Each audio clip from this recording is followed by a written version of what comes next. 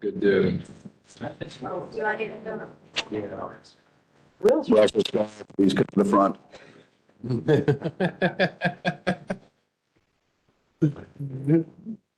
Womp, womp, womp, womp. What have you got?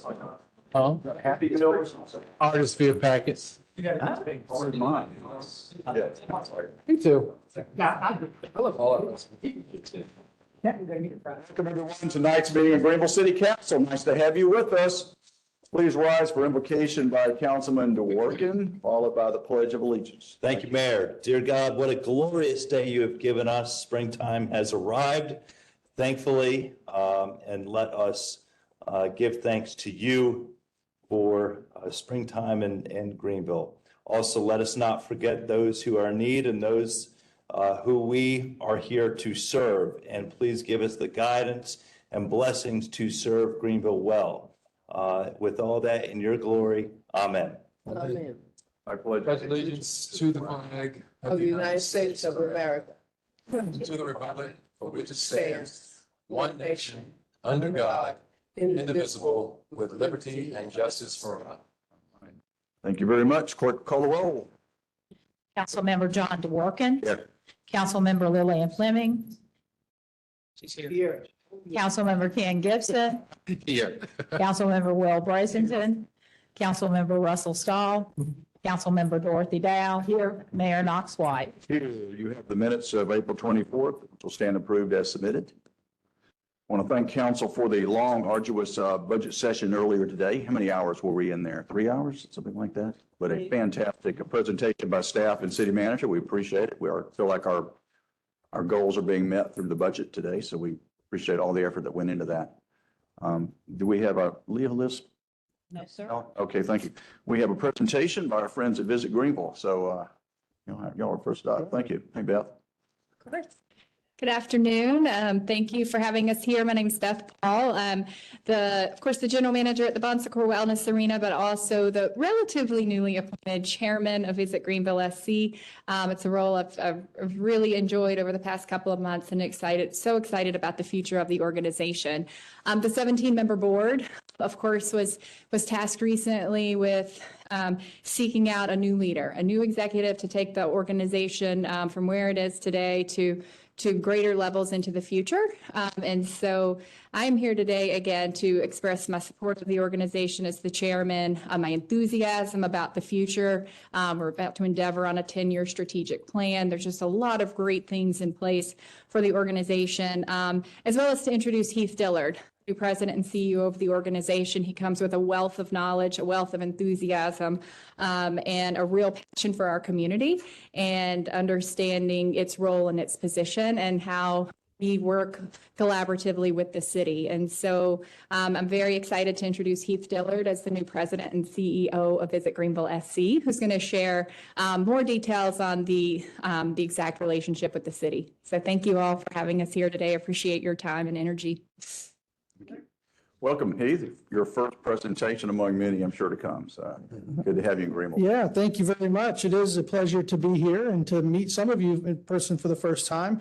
We're just going to spend a few minutes today, and I know that we want to set up here in the coming weeks and months workshops where we can get into further details, but we thought we would just gloss over, as Beth mentioned, some of the key highlights of the relationship and partnership that we have with the city of Greenville. As we look back here on this particular table, funding from the city to Visit Greenville, some before COVID and FY19 through the pandemic and where we've been over the last couple of years.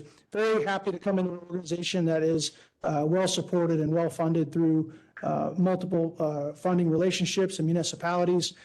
As you'll see on the next couple of slides, as we start to look forward, we can be optimistic that our ability to continue to sell and market this great community and grow its share of voice amongst a very highly competitive Southeast region for tourism, both on the leisure side as well as the growing competitive landscape on meetings and conventions, that we're well poised to help the community do that. Since I got here, there's been a lot of talk about the supply growth. You're not unfamiliar with that. Just thought we'd show that over a longer horizon here. The market really peaked in 2017 from an occupancy standpoint And you can see on the bottom there, the number of new rooms available on a nightly basis within city proper over the last several years. Happy to say that even with sort of a soft first quarter in 2022, as we were still dealing with the effects of Omicron and other, that we got just about back to 2019 levels of occupancy. And you'll see on the next slide why that was really exciting.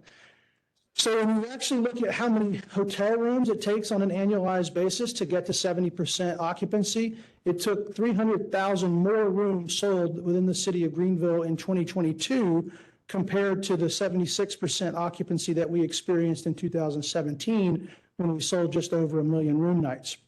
As Greenville has become more and more prominent and we've seen new development and new brands and new product come into this market, we've seen rates continue to grow and be more competitive, as well as those additional 300,000 rooms.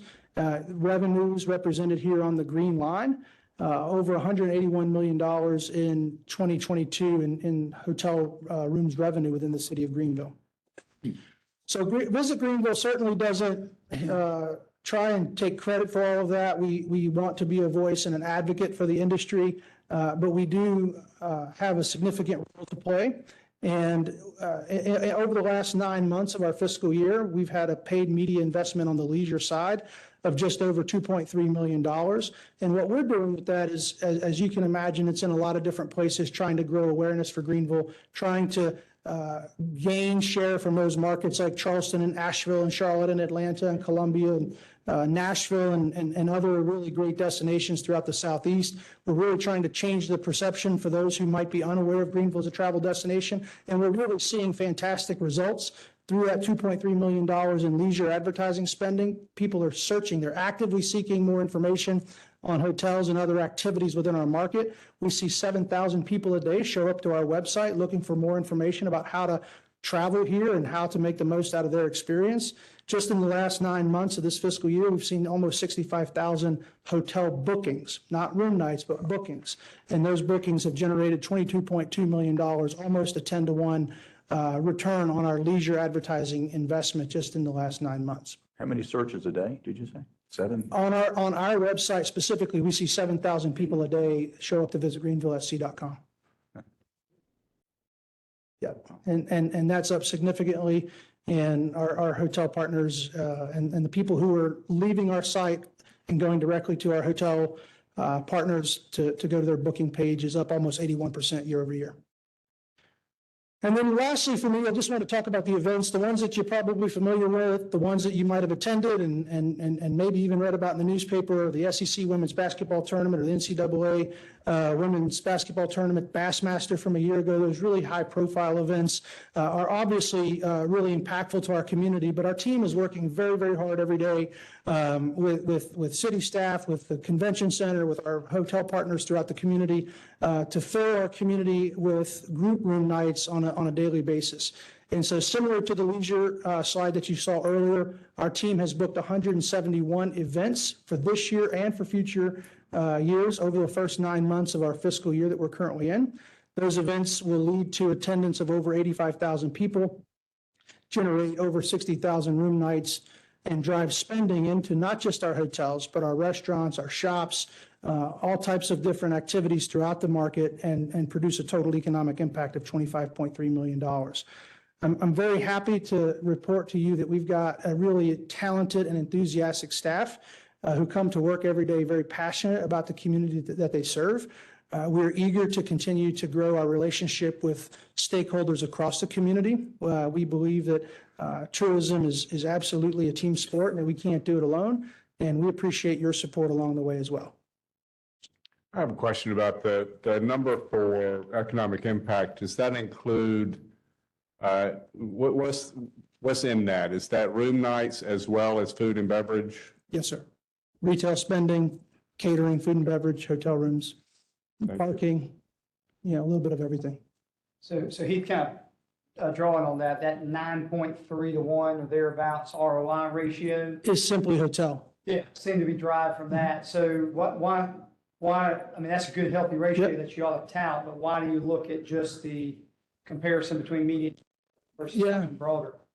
This particular data set is something that we can look at and measure in real time. We connect on a weekly basis with our agency of record. It allows us to be a bit more nimble. And so the technology exists today that when we place advertising on channels like YouTube or Facebook or other places, we can see the downstream behavior when people are searching not just for our market, but other markets. We can see the kind of ads that they're responding to. And then when they search for hotels or book hotels, when they search for flights or book flights, we can see the direct result of that. We will, on an annual basis, study the overall impact of the organization and our leisure marketing specifically.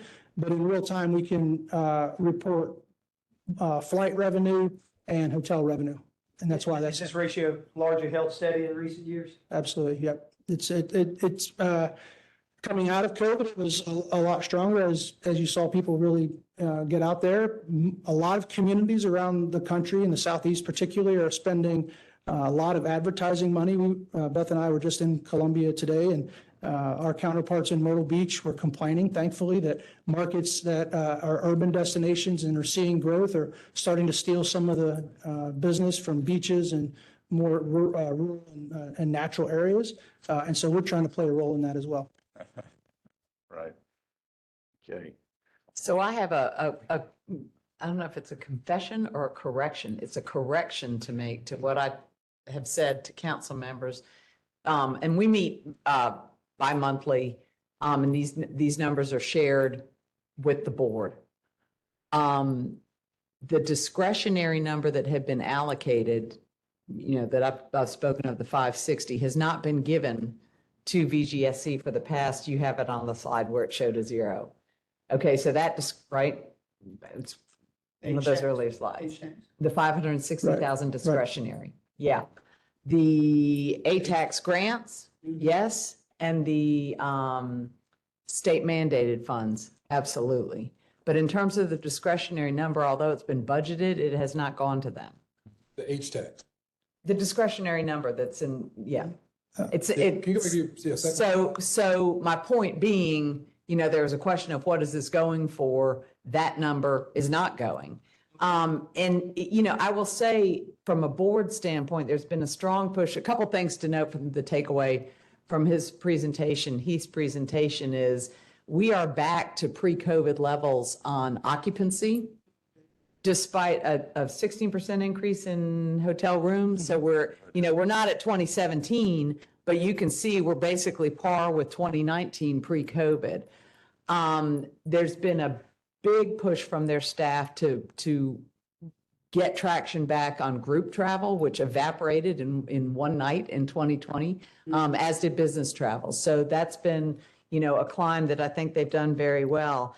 What does it do for the people who already live and work here? I think we certainly saw that in Karen's budget presentation. Swamp Rabbit Trail, improvements to Cleveland Park, downtown enhancements, certainly Unity Park, Falls Park. So there's, all that benefit of people coming here for those room nights and eating in our restaurants, paying that tax, and certainly shopping in retail when they shop is a benefit for our own community.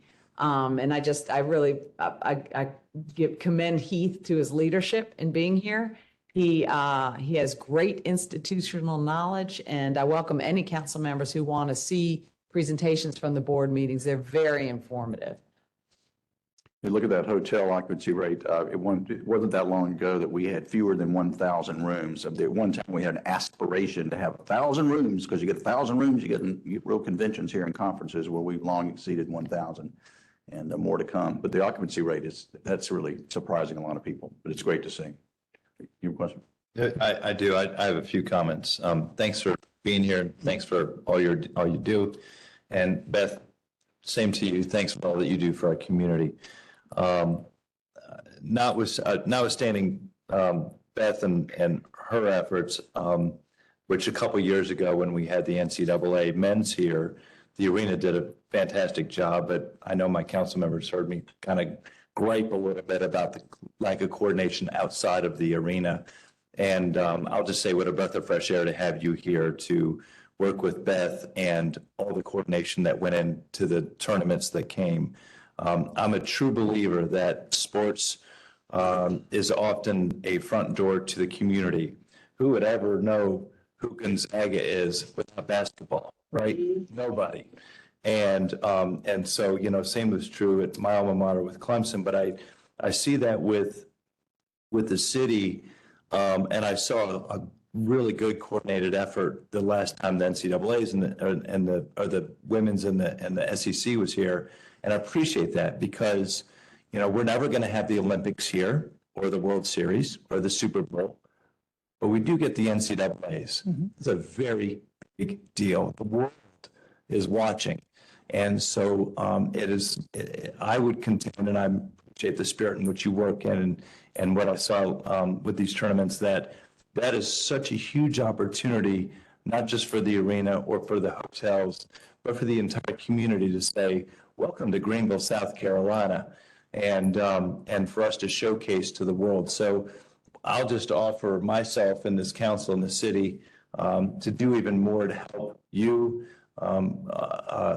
in your collaboration with all kinds of stakeholders, economic developers, Chamber of Commerce, us, whoever it is, that next time we get something big, which I think in a few years, we're getting the NCAA men's again, 2 years. And what a huge opportunity that is to showcase our little city. So appreciate the direction you're taking. Thank you. Beth, always appreciate what you're doing. Thanks for being here. Thank you very much. And they come here because of this beautiful venue that we've created called Greenville, South Carolina, downtown Greenville, South Carolina. So thank you very much, though. Thanks, Steve. Look Thank forward you. to working with you in the future. Thanks, y'all. The consent agenda. Mayor, we did want to recognize Chief Orton, had some guests to introduce tonight to council. Brian? Oh, Brian, okay. I know you're a special guest from north of the border, I understand. Mr. Mayor, member of council, as you're aware, we're an internationally accredited agency. 5 years ago, we achieved that. It is my honor that we are one of only 309 departments worldwide, out of 36,000 accredited. We're only one of 117 that hold a class ISO rating and accredited. So part of our process, continued improvement, our reaccreditation process every 5 years. And we currently have our team on site. I'd like to recognize Mr. Gerald Kay, who's from Canada with us. He's our team lead as part of our.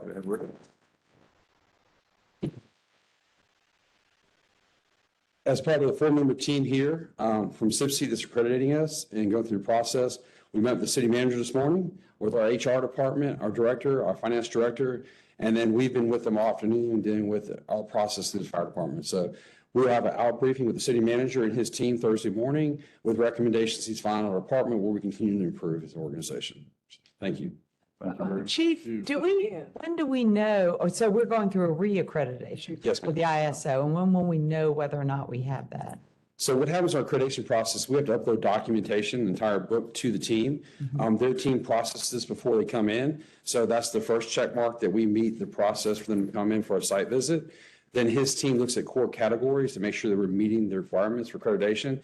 And his team will make a recommendation before they leave to the manager of whether or not we meet the accreditation cycle. And then if we do, then we'll go to Chicago in August to set in front of the SIPC's board, and then we'll testify in front of the board, and then they'll make their recommendation for accreditation. So why, as an average constituent, would someone care that we have this ISO certification? So ISO talks about things, how many fire trucks we have, how many fire stations, how many people, all these types of situations. Accreditation is a model that says we are who we are, we write to a standard, meeting those standards, and then we can prove everything we do. Especially in industry, a lot of industry looks at ISO 9000 certifications. This is the same standard for the fire service, that we meet a national standard, that we say who we are, and we can prove that. Does it not impact their property, their insurance? Home insurance. ISO does, yes, ma'am. So- Community and for our home residential ISO does. Accreditation helps with development. When you look at why we're better as Greenville, why come here, is our police department's accredited, our fire department's accredited, our public works department's going through accreditation right now. So we are saying who we are and proving that, and we can provide that level of protection to our citizens. Yeah, we have the highest accreditation in our public works department, everything we do, police and fire. Something we were very proud of. I understand you're from Saskatchewan. Is that right? That what I heard right? Okay. All righty. A little warmer down there. We'll be staying in a great downtown hotel. Sure. He's next to downtown. Okay, thank you. Thank y'all. Thank you. Thank you, Chief. Doing wonderful things. We appreciate what you've been doing in the last few years. Thank you so much. Thank you. Great work. Okay, thank you. Consent agenda. Do you have a motion and a second? So moved. Second. Motion second. Clerk call the roll. Councilmember DeWorke, Aye. Councilmember Fleming, Councilmember Gibson, Aye. Councilmember Brazington, Aye. Councilmember Stahl, Aye. Councilmember Dow, Aye. Mayor White. Aye, thank you very much. Regular agenda 15A. An ordinance to annex approximately 1.39 acres of real property located on Transit Drive and to provide the zoning designation of C3. Okay, motion second. Motion. Second. Sorry. Second. Shannon. Good evening. This is actually part of our Laurel Creek Church property. And as part of the annexation, they had a piece of their property that was not located in the city. And it's actually another cemetery. I saw the sign the other day, another cemetery. I'm not Okay. sure. I don't think this one's in your district though, It is mine. Councilmember Dworkin. It's in Councilmember Dworkin's district. Yeah. Work out the trade. We got a sign out there. We expect somebody that, somebody at that cemetery to say, what's that sign about? But they were happy to work with the city and annex their cemetery into the city with their other property to try to reduce the size of the donut hole. So we asked and they were good partners to the city and agreed to that. All right. These things, things together, so. Yeah. Do we happen to have a water covenant to the property just west? I'm not sure if we do, but we will, Austin will make sure if we do, I'll be back here next month with it. Clerk will call the roll. Councilmember DeWorke, Aye. Councilmember Fleming, Aye. Councilmember Gibson, Aye. Councilmember Brazington, Councilmember Stahl, Councilmember Dow, Aye. Mayor White. Aye, 15B. Is that right? An ordinance to annex approximately 0.49 acre of real property located at 201 Prosperity Avenue and to provide the zoning designation of R6. This property is split and, I'm sorry. Motion, second. Motion second, okay. Uh-oh, I'm about to cause the situation. This property is split and annexed. One portion of the property actually sits within the city. The rear portion of the property does not. The property owner would like all of the property be within the city and reached out to the city to request a voluntary annexation. Okay. Excellent. Questions, clerk call the roll? Yes, ma'am. Call the roll. Councilmember DeWorke, Aye. Councilmember Fleming, Councilmember Gibson, Aye. Councilmember Brazington, Councilmember Stahl, Aye. Councilmember Dow, Aye. Mayor White. Aye, thank you. 15C. An ordinance to appropriate $450,000 in the solid waste fund for the acquisition and financing of solid waste equipment. Motion second. Clerk call the roll. Oh, wait, this. Councilmember DeWorke, Oh, which one? You want more information? I don't care. Y'all heard me long enough today. We voted carry. Do you want me to vote? She hardly is left. Thank you. Thank you. okay, so I have Councilmember DeWorke, Councilmember Fleming, Aye. Councilmember Gibson, Aye. Councilmember Brazington, Councilmember Stahl, Aye. Councilmember Dow, Aye. Mayor White. Aye, thank you. 16A. A resolution to approve a mutual aid agreement between the City of Greenville for and on behalf of the Greenville Fire Department and fire departments in Greenville County for certain emergency incidents within the designated areas. So, Second. There's a typo in line 2 of the summary document. All in favor, say aye. Aye. Ayes have it. Thank you very much. Thank you, council. Great work session, great budget section today. And Mr. Manager, you have nothing else to say, right? Nothing else to say. Thank you very much. 5:57 PM. You have 7 minutes.